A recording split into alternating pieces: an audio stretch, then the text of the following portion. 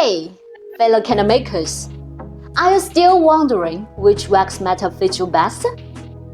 Today, let's look at the ToAuto 4-liter, 10 pounds wax melter. First of all, let's go into unpack it and see what's inside.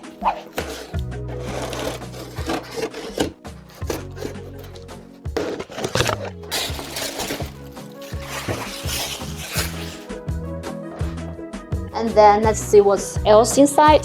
So this is the spoon. This is the lid.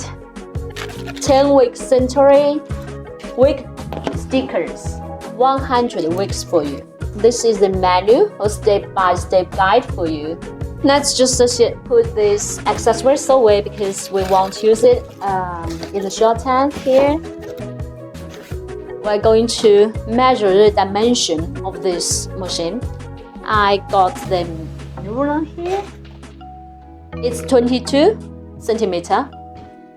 It's 20 centimeter here. And then let's see its head.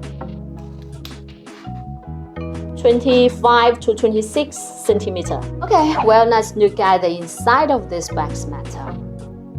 So the inside, this material is the steel. It will be very easy for you to clean. Right here, we have a bottom drainage hole. The wax will just drainage right down from here so that you won't waste any of your wax. And then it's right under below this spout. For the spout, the height from the ground is 11 to 12 centimeters. So it will be able to hold many containers like this one. So we still have many room here. So that means you can have the wax into this pitcher.